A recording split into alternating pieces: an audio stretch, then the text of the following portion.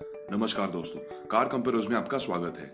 मेरा नाम है विनीत और आज हम आपके लिए लेके आए हैं टाटा टिएगो के पिकअप का विस्तृत में विश्लेषण। इस वीडियो में हम आपको टिएगो का 0 to 100 एक्सीलरेशन तो दिखाने वाले हैं ही, लेकिन उसके साथ उसका लो आरपीएम पिकअप कैसा है ये भी दिखाएंगे, क्योंकि डेली यातायात में लो आरपीएम पिकअप 0 to 100 से ज्यादा जरूरी होता है, क्योंकि वो आपको बार बार गियर बदलने से बचाता है। लेकिन वो सब बाद में।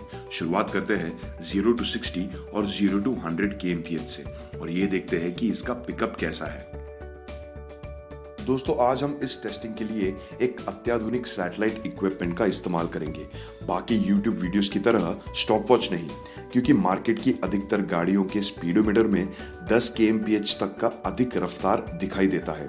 ये देखिए, जब टिएगो में आपने स्पीडोमीटर पे 100 की रफ्तार देखी थी, तब असल में 100 kmph भी नहीं होती, और तो और जब वो अपने टॉप स्पीड पे होती है तब भी वो उस स्पीड पे नहीं होती असल में।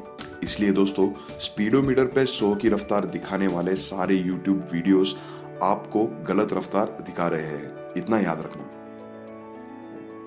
दोस्तों, टाटा टिएगो के BS6 पेट्रोल मैनुअल मॉडल को 0 to 60 kmph की रफ्तार हासिल करने के लिए 7 सेकंड्स लगते हैं, और 0 to 100 kmph की रफ्तार हासिल करने में 15.5 सेकंड्स लगते हैं। लेकिन दोस्तों, अभी अभी आपने जो टिएगो का एक्सेलरेशन देखा, वो ऐसे आरपीएम पे हुआ जो आप और हम डेली कम्यूट या डेली ड्राइविंग में नहीं इस्तेमाल करते, क्योंकि हम रहते हैं 1.5 या 3000 आरपीएम के बीच। इसलिए अब आपको हाईवे पर किसी ट्रक या बस को ओवरटेक करने के लिए जो पिकअप लगता है वो अच्छा है या नहीं, ये देखते हैं।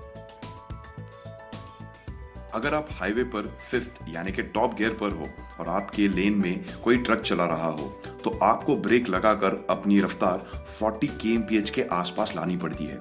ऐसी परिस्थिति में टिएगो 5th गियर में उस ट्रक को ओवरटेक कर पाएगी क्या, या आपको उसे 4th या इवन 3rd गियर में लाना पड़ेगा, ये देखते हैं। आसानी से ओवरटेक करने के लिए गाड़ी को 40 से 100 kmph पहुंचने में 15 सेकंड से कम वक्त लगना चाहिए, जो टिएगो 5th में नहीं कर पाती, बस 4th गियर में कर पाती है। मतलब ओवरटेक करने के लिए आपको टॉप गियर से 1 या 2 गियर नीचे आना पड़ेगा। अब बात करते हैं बिल्कुल लो आरपीएम पिकअप की, जो आपको शहरी ट्रैफिक में काम आएगा। क्या टिएगो पेट्रोल मैनुअल धीमी रफ्तार से 2nd गियर में उठ पाती है? क्योंकि जब आप किसी स्पीड ब्रेकर के बाद वापस पिकअप लेना चाहते हो, तो कुछ गाड़ियों में 1st गियर तक नीचे जाना पड़ता है, जबकि कुछ गाड़ियां 3rd गियर में भी 10 kmph से पिकअप लेती है। अगर गाड़ी को 10 से 50 kmph जाने में 9 सेकंड से कम वक्त लगता है, तो 1st गियर में जाने की जरूरत नहीं होती। टिएगो को ऑलमोस्ट 9 सेकंड्स लगते हैं, मतलब वो कोई बुरा टाइमिंग नहीं है। तो क्या कारण है इन सब नंबर्स के पीछे? जी हाँ, इसका इंजन और ट्रांसमिशन। तो चलिए वो भी देख लेते हैं। क्या माइलेज देती है और उस पे आपका क्या खर्चा होगा, वो भी माइलेज के हिसाब से। दोस्तों, टिएगो में एक 1.2 लीटर का रेवोट्रॉन इंजन आता है, जिसका पावर आउटपुट है 85 HP, जो 6000 आरपीएम पे आता है, और टॉर्क है 113 Nm, जो कि 3300 आरपीएम से ही शुरू हो जाता है। अब इस इंजन को मिलते हैं 2 गियरबॉक्स ऑप्शंस। एक है टाटा का 5 स्पीड मैनुअल, जिसका ARAI माइलेज है 19.8 kmph, और इस गियरबॉक्स और माइलेज के हिसाब से अगर हाईवे के रनिंग का हिसाब लगाया जाए, तो टिएगो पे आपका सालाना 99,747 रुपए खर्च करना पड़ेंगे।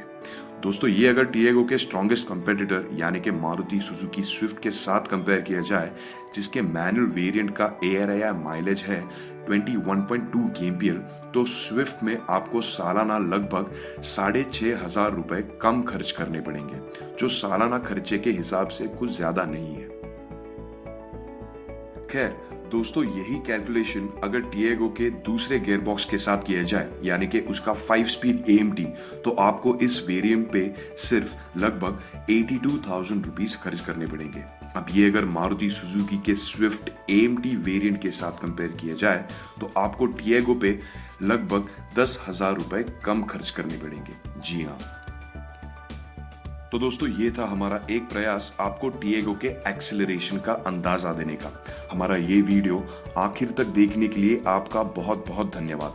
हमारे सबसे तरोताजा वीडियो की एक झलक यहाँ पर आपके सामने पेश है, जिसका अवश्य लाभ उठाएं।